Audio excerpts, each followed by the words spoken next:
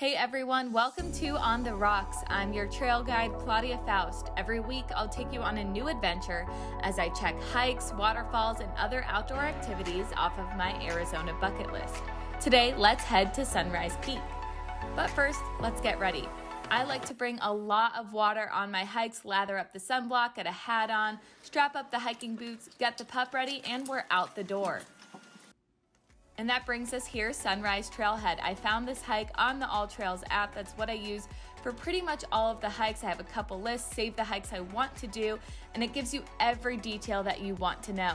Sunrise Trail is 3.6 miles, 1,112 foot elevation gain. That's out and back, and I love this app because it's got your GPS coordinates, so you never really get lost, which could be kind of scary. So my initial thoughts is it's a pretty residential area. But nice big parking lot, which is always good. You don't like having an extra hike because you can't park near the trailhead.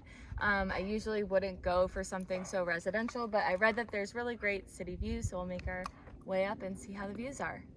At the beginning of the trail, there's placards for the plant life that you'll see along the hike. We're going to Sunrise Peak via Sunrise Trail. There's lots of other ways to get up there, but this is the route I chose because of the length and elevation gain. I absolutely love hiking because everybody you pass is in such a good mood, and it's even better now that I have a dog. This is brand new to me, but everybody wants to stop, pet her, chat, and just have a good time. Watch your step there. So we've now come to realize that that's Sunrise Peak up there. We can kind of see the trail, the switchback a little down low right there. So we're going up there. Boop. I don't know if I'm touching it, not touching it. Which way? I'm touching it. All right, that was a lie, but we're moving on anyways. So as we start making our way up, the thing I'm noticing is the views just get better and better, which is most of the time expected while hiking.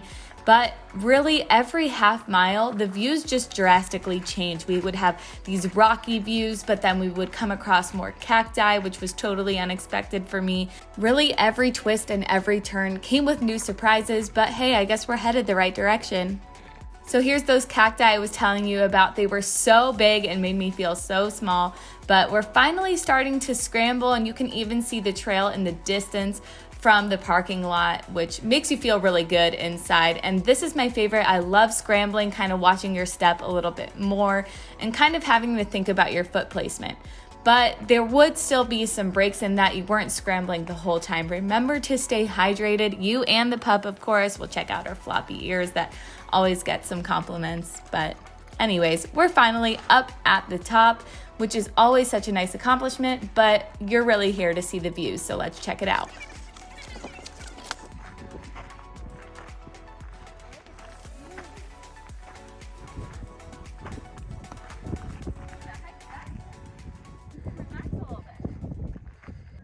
Well, now that we've officially peaked, I can give my final review. It took us just over an hour to do this hike.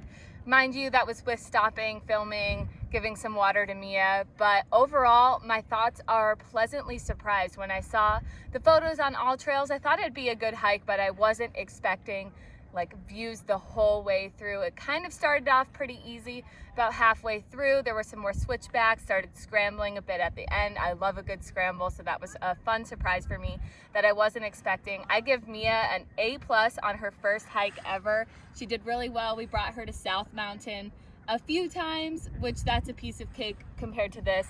But the best part of this is getting to the top. There's a slight breeze. You can cool down after sweating a bit and take in the 360 panoramic views. The views really were 360 degrees, super panoramic. Even though it was a partly cloudy day, the visibility was awesome and the breeze felt so good, and you could even see the different trails to get up to Sunrise Peak. I really liked the trail we took though. It felt just moderate enough that it was a really great workout and would get me back into hiking shape, but we'll give Mia some extra pets, and we've got to do the worst part of the day, head back down the mountain, not because it's hard, just because you never want to leave.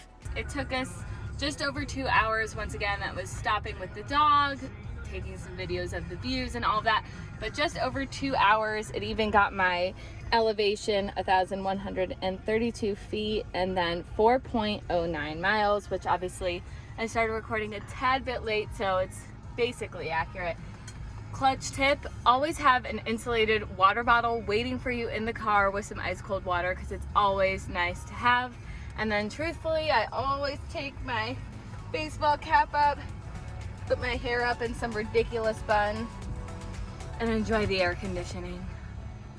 Thanks for joining me. We'll see you next time on the rocks.